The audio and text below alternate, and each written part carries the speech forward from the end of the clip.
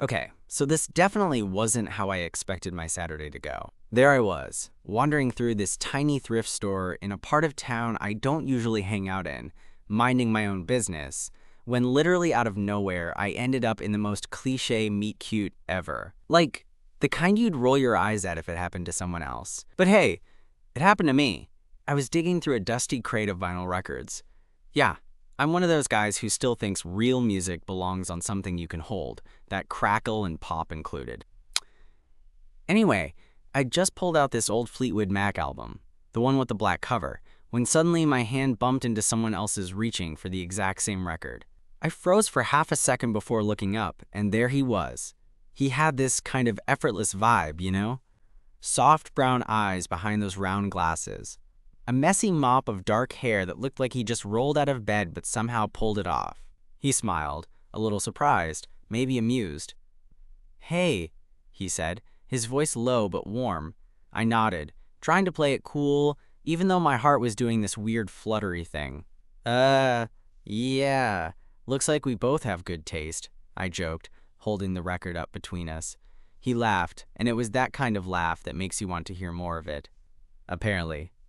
I was actually looking for that for weeks. My friend swears by it.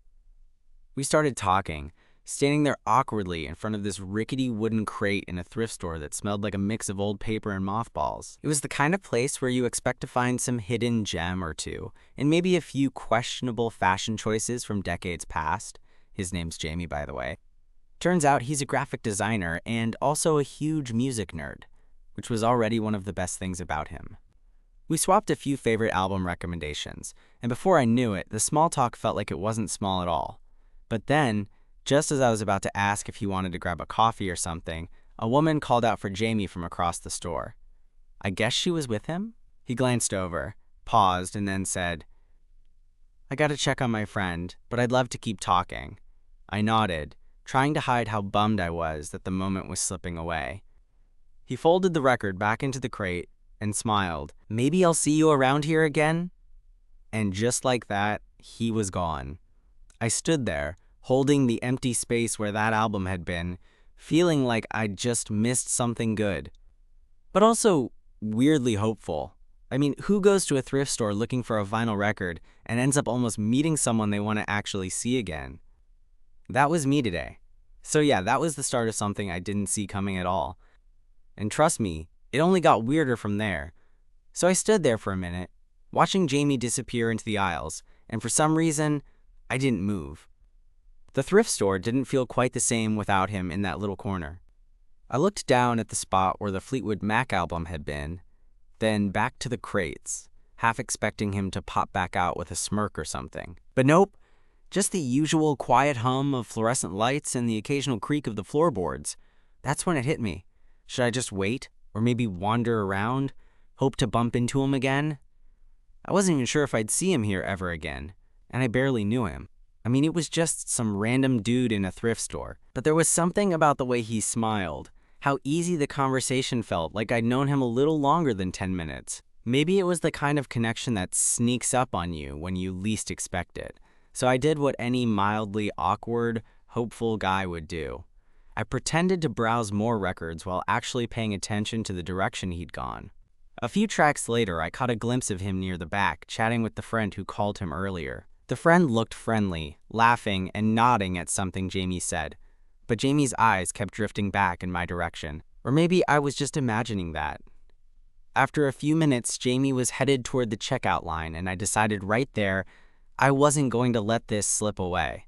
So I shuffled over and cleared my throat. "Hey, Jamie, right?"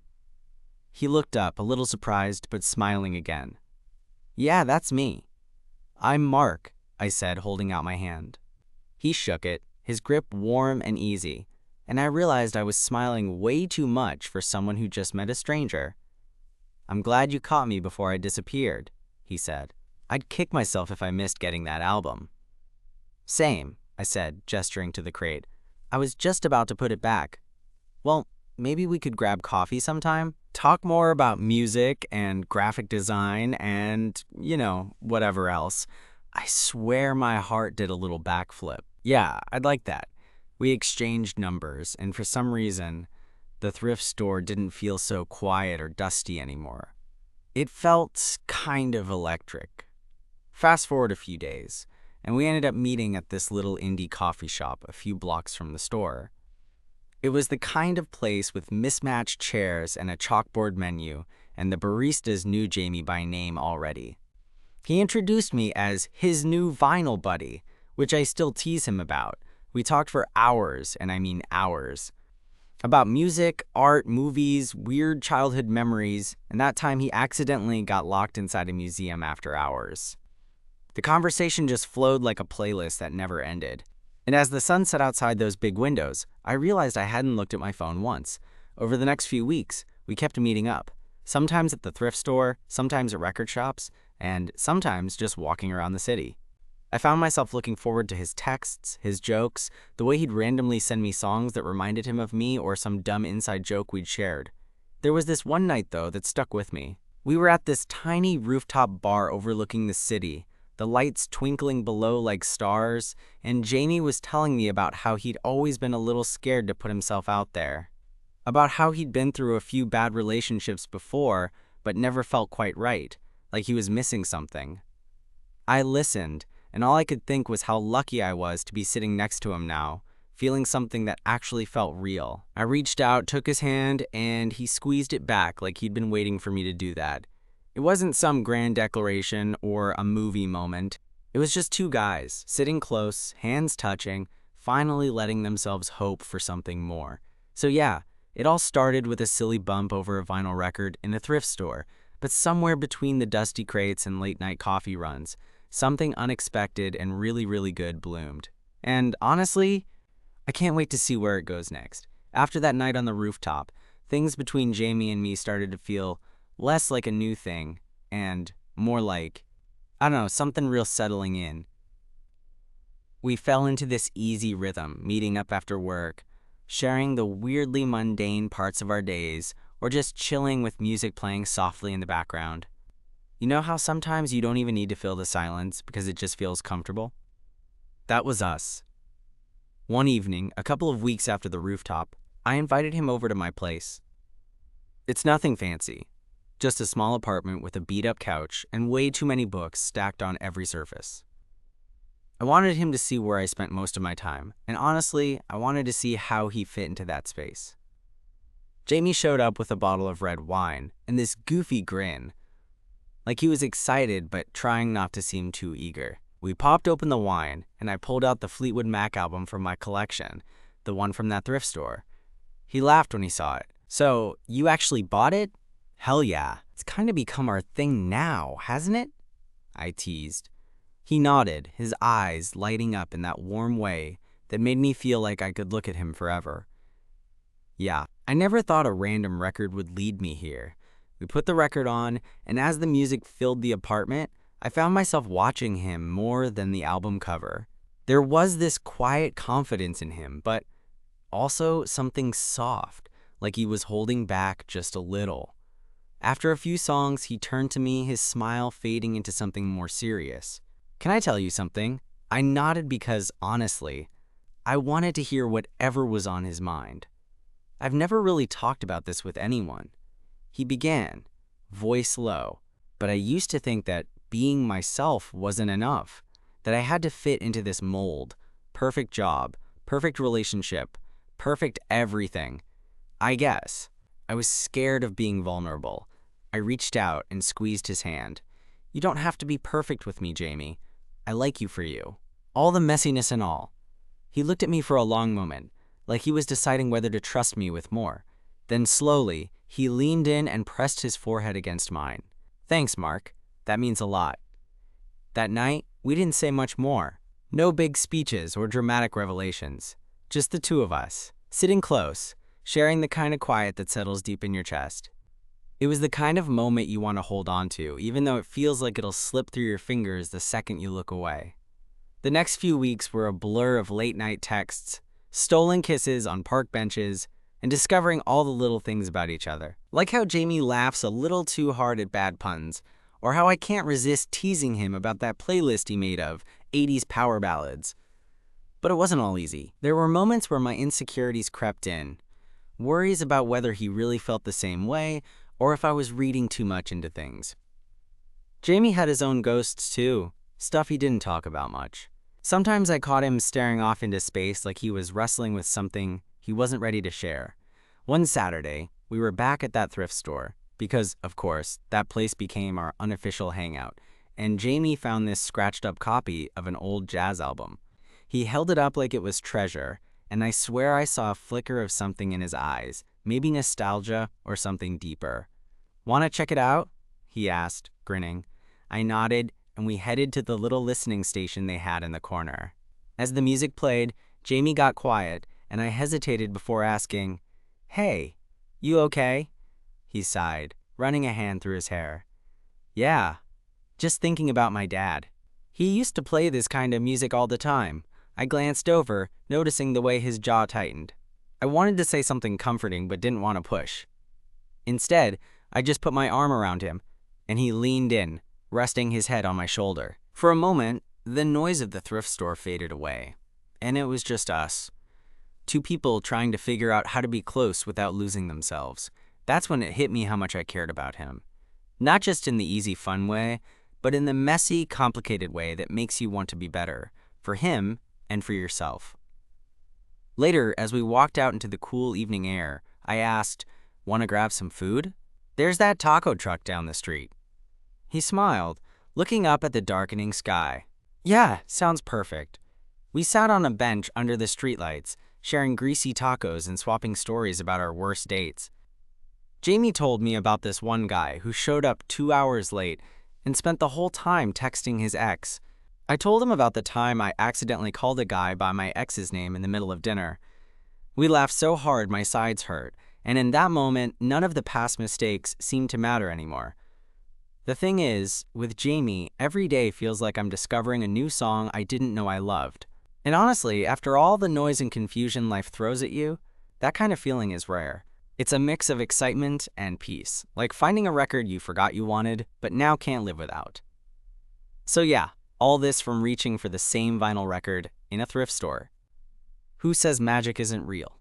It just comes in the form of unexpected connections and the courage to reach out when you least expect it. After that night with the tacos, things started to feel like they were settling into something steady between Jamie and me. But not in a boring way, more like the way a favorite song grows on you. The melody stays in your head, but you keep noticing new lyrics you hadn't caught before. It wasn't perfect, and honestly, it shouldn't have been. Life is messy, and so were we. One evening, Jamie invited me over to his place.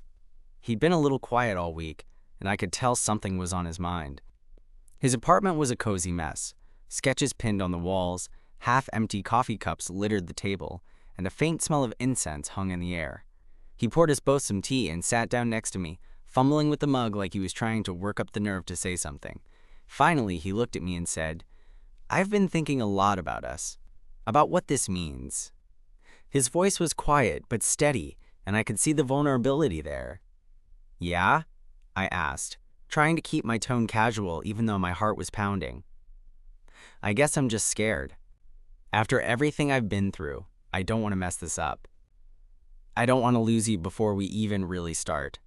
I reached out, took his hand in mine, and said, "Hey, nobody's expecting us to have it all figured out. I'm here, Jamie. I'm not going anywhere." He smiled, but it was tinged with something bittersweet. "I'm trying to learn how to trust again, and with you, it feels different, but that doesn't mean it's easy." We sat there like that for a while, hands intertwined, letting the silence speak for us.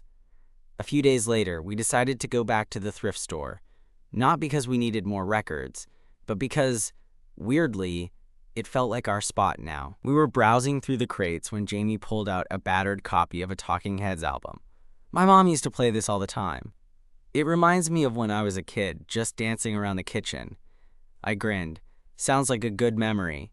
"Yeah," he said softly. It's weird how music carries pieces of your past with it. As we stood there, I realized that, for both of us, music wasn't just a hobby. It was a language we used to share parts of ourselves we didn't always say out loud. Later that night, we ended up walking along the river, the city lights shimmering on the water. Jamie slipped his hand into mine, and it felt like this quiet promise, a small anchor in a world that sometimes felt overwhelming. We didn't talk much. We didn't have to. But then Jamie stopped and looked at me. I know we're both scared, but I want to try. To be with you, to figure this out together. I smiled, feeling like everything inside me was finally catching up. Me too. But just when I thought things might finally settle, life threw us a curveball. Jamie got a job offer in another city, a great opportunity for him career-wise, but miles away from where I live. We spent a few days trying to figure out what that meant for us, pacing around his apartment, talking in circles. One night, I asked, "Do you want me to come with you?" He looked torn. "I'm not sure yet. I don't want to hold you back. And moving that far, it's a lot." "Jamie," I said, voice steady, "I don't want to lose what we have, but I'm not going to pretend it's going to be easy. I'm willing to try if you are." He nodded, relief softening his features. "Okay, let's try." The weeks before his move were a whirlwind of packing, late-night talks, and promises to make it work. We laughed about the ridiculousness of long-distance dating in the digital age, but underneath, both of us knew it was going to take more than Wi-Fi and late-night texts. On the day he left, we met at the train station, the same nervous energy buzzing between us as when we first met over that vinyl record. We hugged tight, neither wanting to let go. "See you soon," Jamie whispered. "Yeah, soon," I said. And as the train pulled away, I realized that sometimes the best connections start in the most unexpected places, and that holding on to them is worth every bit of the uncertainty. So here I am, still holding on to the memory of a dusty thrift store crate, a scratched-up Fleetwood Mac album, and the beginning of something I never saw coming. And honestly, I have a feeling this story is just getting started. In the days after Jamie left, my apartment felt emptier than I expected. The silence was different. Not peaceful, but the kind of quiet that presses in on you, reminding you of everything that's missing. I kept glancing at my phone, half hoping for a message, a photo, something. And when those texts arrived, they were like little lifelines. Like the time he sent me a picture of his new desk, cluttered with sketchbooks and coffee cups. Or that goofy selfie he took with the city skyline behind him, grinning like he hadn't just moved hundreds of miles away. But no matter how much we texted or talked on the phone, there was this gap that nothing could fill. I'd catch myself reaching for the record player, hoping the crackle of an old album would somehow bring him closer. And sometimes, it did. One evening, about a week after he left, I found myself back at the thrift store, my little refuge when everything felt too loud. The place was quieter than usual, and as I wandered the aisles, I spotted a familiar face, Jamie's friend from that first day, browsing through a pile of vintage jackets. "Hey," I said, half surprised. He looked up, smiling. "Mark, right? Jamie's told me about you." We started talking, and I learned that Jamie was holding up okay, but the city was a big adjustment. He missed the slow pace here, the familiarity, and honestly, so did I. A few days later, Jamie called me late at night. His voice was quieter than usual. "I was just thinking about that rooftop," he said. "You know, where we talked about all that scary stuff." "Yeah," I replied, trying to keep my voice steady. "Yeah, I miss that," he admitted. "I miss you." I swallowed hard, feeling the lump in my throat grow. "I miss you too." We talked for hours, the kind of conversation that's both comforting and heartbreaking, because it reminds you what's real, what you're fighting for. Then came the weekend when Jamie surprised me with a plane ticket. "I'm coming home for a bit," he said over the phone, voice full of hope. When he showed up at my door, suitcase in hand, and that same messy hair, I felt every worry I'd had melt away. We spent the weekend like no time had passed, laughing, cooking, spinning records, and talking late into the night. It was messy, perfect, and just right. Before he left, we sat on my couch, fingers intertwined. "I don't know what the future holds," he said, "but I want to keep trying. With you." "Me too," I whispered. And as he walked away at the airport, I realized that sometimes love isn't about certainty or perfect timing. It's about the moments you choose to hold on to, even when everything else feels uncertain. And for us, that started with a vinyl record in a thrift store. And now, it's becoming our story. After Jamie left the airport that time, my apartment felt heavier than ever. It's funny how a place that once felt like home can suddenly turn into something unfamiliar when the person you want is gone. I sat on the couch for hours, the soft hum of the city outside barely filling the emptiness inside. Our calls and texts kept flowing, sometimes easy and light, other times heavy with the weight of distance. We tried to bridge the miles with video chats, sharing our days like a lifeline, but technology only goes so far when all you want is to hold someone close. One night, I was scrolling through old playlists, half listening to a song Jamie had recommended when my phone buzzed. It was him. "I'm sorry," the message read. Then another. "I know this is hard. I'm trying." I stared at those words longer than I should have. I was trying too. Trying not to let the distance swallow everything that had started between us. But some nights, the silence between calls felt like it was growing louder. The next day, I found myself back at the thrift store again. Yeah, I know. It's becoming my unofficial second home. I wandered the aisles, hoping to find something, anything to distract me. Then, as if on cue, I bumped into Jamie. Well, not exactly him, but his friend again, who looked a little surprised to see me. "Hey, you're Mark, right?" he said, flashing a quick smile. "Yeah. How's Jamie?" I asked, hesitant. "He's thinking of coming back soon," his friend said, lowering his voice. "Says he misses you. Misses home." That hit me harder than I expected. The idea of him missing me, missing the life we started building, it gave me something to hold on to. A few days later, Jamie called. His voice was shaky, and I could tell he'd been holding back tears. "I can't do this without you," he said. "I'm coming back. I don't care about the job or the city. I want us." I didn't hesitate. "Then come home. We'll figure it out. Together." When he arrived a week later, it felt like the world was finally right again. We didn't have all the answers, but we had each other, and that was enough for now.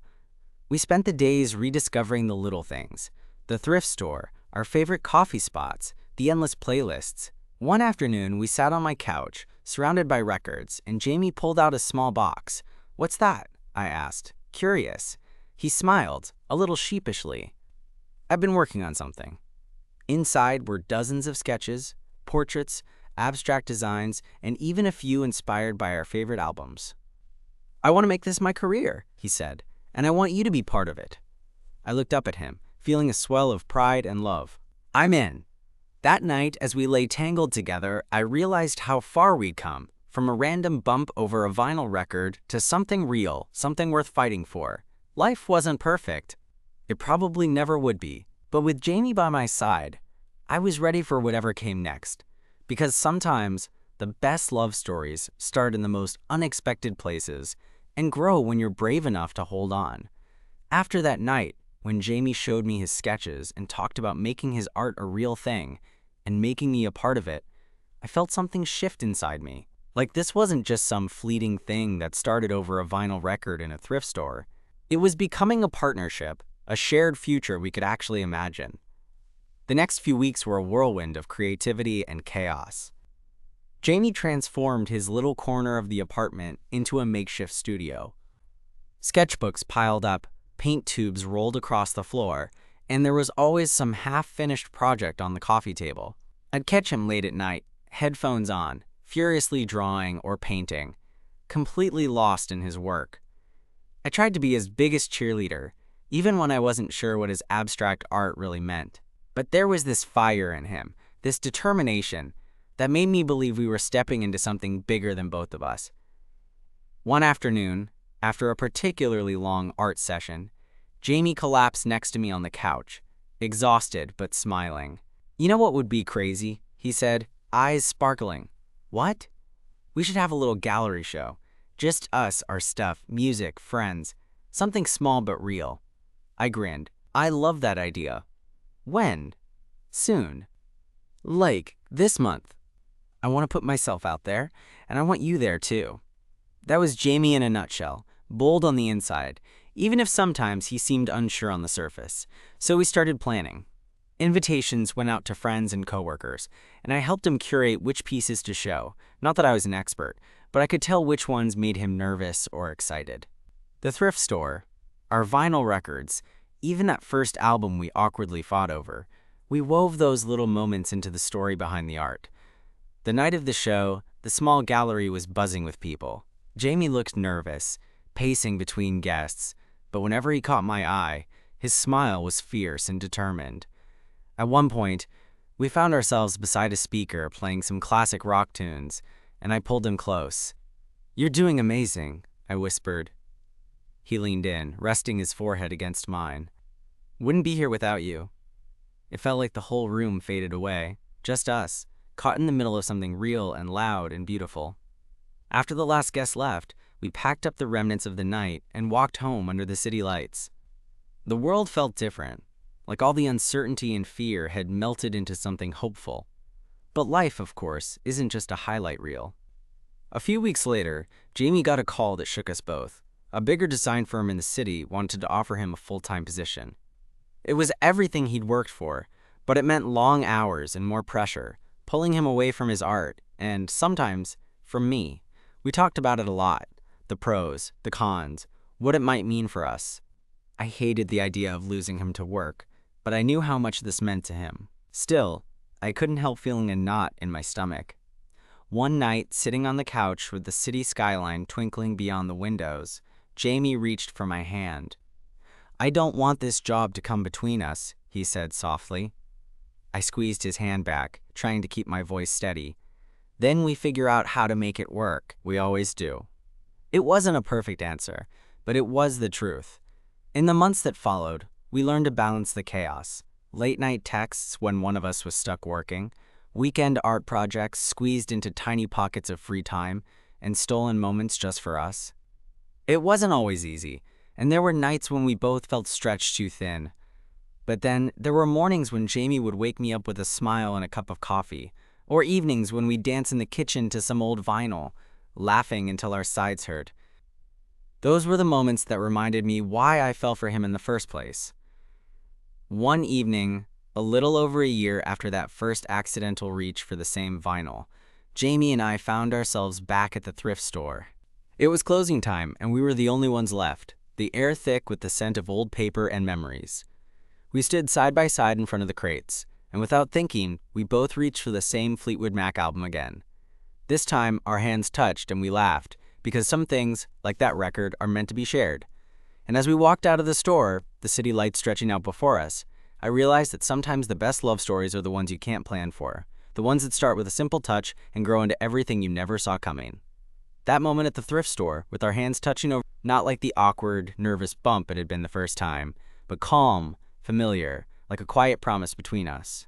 Jamie grinned at me, eyes bright, and I felt this warmth spread through my chest. The kind of feeling that doesn't need words. We didn't need to say much as we walked out together, the city's hum wrapping around us like a comfortable blanket.